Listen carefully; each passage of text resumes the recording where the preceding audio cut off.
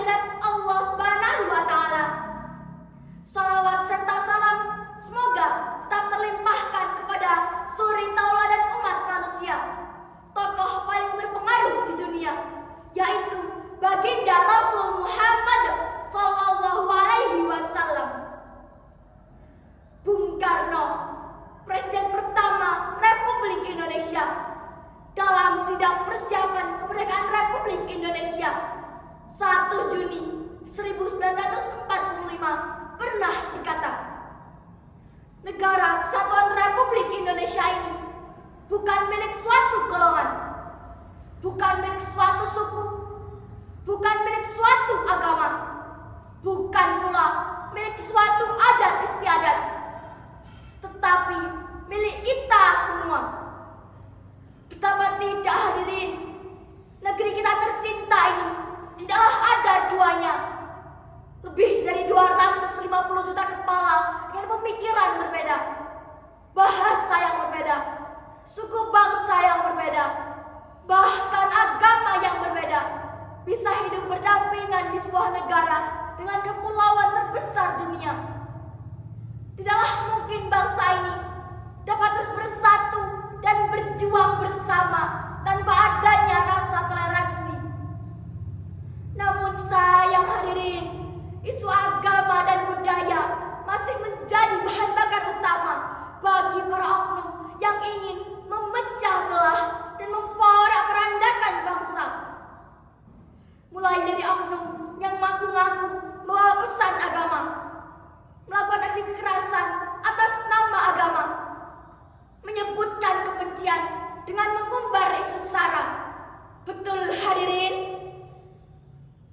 Oleh karena itu, pada kesempatan yang penuh ukhuwah ini, saya akan menyampaikan tausiah yang berjudul Sikap Toleransi sebagai upaya menjaga kerukunan umat beragama dalam bingkai kemerdekaan. Dengan landasan Al-Quran Surat Al-Kafirun ayat 4 sampai 6. A'udzu billahi minasyaitonir rajim. Bismillahirrahmanirrahim. Wala ana abidum ma abattum wala antum abiduna ma a'bud lakum dinukum waliyadin. Artinya, dan aku tidak pernah menjadi penyembah apa yang kalian sembah, dan kalian tidak pernah pula menyembah Tuhan yang aku sembah. Untuk kalianlah agama kalian, dan untukkulah agamaku. Hadirin yang kami hormati, asbabun nuzul ayat tersebut menurut Imam As-Suyuti dalam Lubabun Nukul fi Asbabun Nuzul adalah berkenaan dengan ajakan kaum kafir kepada Rasul untuk bergantian menyembah agama masing-masing.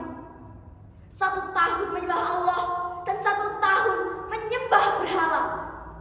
Tatkala itu turun ayat tersebut yang menolak keras ajakan mereka dan ditegaskan dalam kalimat lakum dinukum waliyadin, ay lakum syirkukum wa tauhidi, bagimu kemusyrikanmu dan bagiku keyakinanku.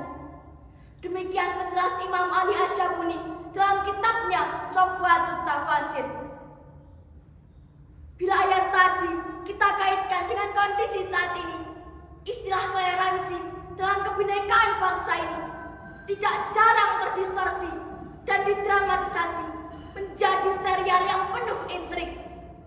Dibuatlah konsep sedemikian rupa, lalu mencampur adukan antara yang boleh dengan yang tidak boleh.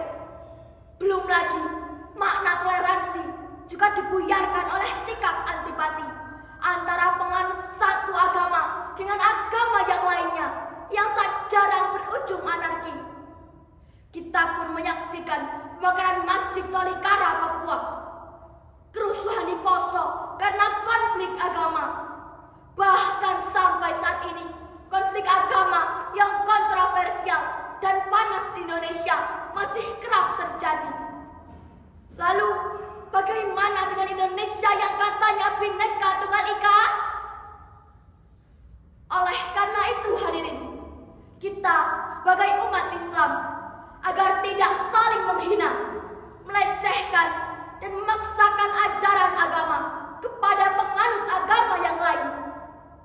Biarkanlah kaum Kristiani mengamalkan ajaran cinta kasih Isa Al-Masih.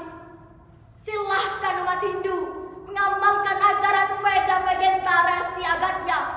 Dan biarkanlah umat Buddha menjalankan ajaran Siddhartha Gautama. Setuju hadirin? Hadirin sebangsa dan setanah air yang dirahmati Allah. Dari uraian ini dapat diambil kesimpulan bahwa untuk merawat kerukunan umat beragama di negeri ini, kita harus saling bertoleransi, saling menghargai, dan saling menghormati. Dan ingatlah, jangan menghina dan mengganggu agama lain, sebab Islam tidak pernah mengajarkan untuk mengganggu akidah dari agama lain.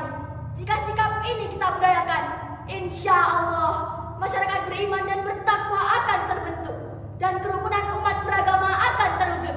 Amin amin ya rabbal alamin. Demikian tausiah yang dapat saya sampaikan.